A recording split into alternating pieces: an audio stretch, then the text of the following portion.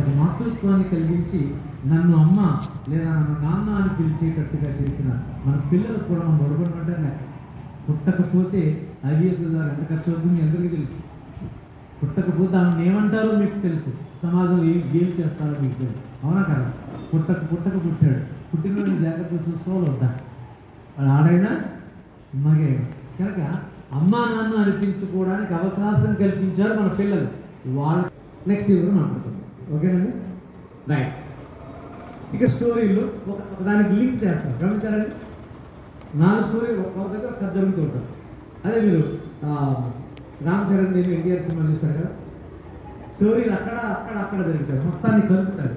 గొప్ప డైరెక్టర్, అందుకే హాలీవుడ్ స్థాయికి ఎదిగాడు అంటే గొప్ప కథ కూడా, కథను తెలిసినవాడు, అంటే ఎలా నడిపించాలో తెలిసినవాడు. ఆ స్థాయిలోనే మనం కొన్ని విషయాలు మాట్లాడాలి. సో ఇక్కడ కూర్చొని మనందరికీ అంటే మనకి పేరెంటింగ్, పేరెంట్ దాని 2 ముక్కలు చేయండి. పేరెంట్స్ అంటే తల్లిదండ్రులు, అంతే కదండి, ఎవరైతే బాధ్యత వహిస్తారు. మళ్ళీ గార్డియన్స్ కూడా ఉంటారు, ఏంటి గార్డియన్స్. సో పేరెంట్ కదా, పే అంటే పే చేస్తారు, ఏంటి రెంట్.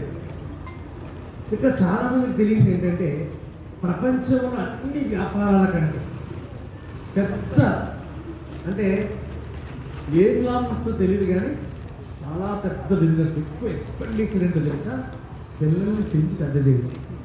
మిగిలిన ప్లాన్ చేస్తారు చాలామంది, కానీ పిల్లవాడు పుట్టిన దగ్గర నుంచి వాడిని ప్రయోజకులు చేసి లేదా ఆడపిల్ల పుడితే దాన్ని చదువు నేర్పించి ఉద్యోగం వివాహం చేయాలంటే మీరు జస్ట్ ఎప్పుడైనా సరదాగా క్యాలిక్యులేషన్ వేసుకున్నారు, చాలా ఎక్స్పెండిచర్ అండి, అవునా కదా? కానీ మనం ప్రేమతో వాడి అర్థంలో చూస్తుంటే వాడే కనిపిస్తాం. నేనేమంటానంటే దాని తెలుగులో ప్రతిబింబం అంటాం. మీ పిల్లలు మీ ప్రతిబింబాలు చేస్తారు, అవునా కాదు? అయితే కొద్ది గట్టి క్లాస్ పట్టించాను. మన పిల్లలు మన ప్రతిబింబాలు. ఒక పొరపాటు అమ్మాయి పుట్టింది, అమ్మాయిని ఇమ్మీడియట్గా ప్రతి ఒక్కరు అమ్మ అంటారు, మా అమ్మలాగే ఉంది, అవునా కదా సార్? నా కూతురు నాకు తల్లి అంటే జన్యుపరంగా నా తల్లి నాకు జన్మించిందనే ఫీల్ మనకు వస్తుంది. అలాగే అబ్బాయి పుడితే నాన్న పుట్టాడు, అవునా కాదు? అదేంటో తెలియదు కానీ ఆ కవలికలు కానీ ఆ హావభావ వ్యక్తీకరణ కానీ బాడీ లాంగ్వేజ్ కానీ వాడు ప్రవర్తించే తీరు చూస్తే ఏదో ఒకటి అమ్మలాగా నాన్నలాగా అనిపిస్తారు, అవునా కాదు? అంటే వాడు నీ బిడ్డ లేదా నీ సంతతి అనడానికి జన్యుపరమైనటువంటి ఒక సంబంధాన్ని దేవుడు ఆల్రెడీ బిల్డ్ చేశాడు, అవునా కాదు? అంటే నువ్వు నీ కొడుకు కాదనడానికి లేదు, దానికి మళ్ళీ టెస్ట్ ఏం చేయక్కర, డిఎన్ఏ ఆర్ఎన్ఏ టెస్ట్ ఏం చేయక్కర, వాడు నీ బిడ్డే.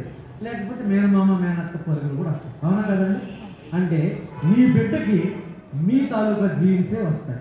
నెంబర్ 1, మీ తెలివితేటలే మీ బిడ్డకు వస్తాయి. ఇప్పుడు 10వ తరగతిలోపు మన ప్రోగ్రెస్ రిపోర్ట్ ఒకసారి మనం చూసుకోవాలన్నమాట. ఇంగ్లీష్లో ఎన్ని, తెలుగులో ఎన్ని, హిందీలో ఎన్ని, మ్యాథమెటిక్స్లో ఎన్ని, సైన్స్లో ఎన్ని చెక్ చేసుకోవాలి. ఇప్పుడు అయితే నాకు ఈక్వల్గా రావాలి నా కొడుకు, చేస్తాను. కానీ మనందరూ ఏం కోరుకుంటే నా ప్రోగ్రెస్ రిపోర్ట్ ఉంటే వాడికి కాస్త ఎక్కువ మార్కులు రావాలి, అవునా కదా సార్? చేస్తాను. నేను ప్రోగ్రామ్ అయిపోయిన తర్వాత కూడా మళ్ళీ నేను సత్య దూరంగా మాట్లాడుతాను. నేను మాట్లాడిన దానికి మీరు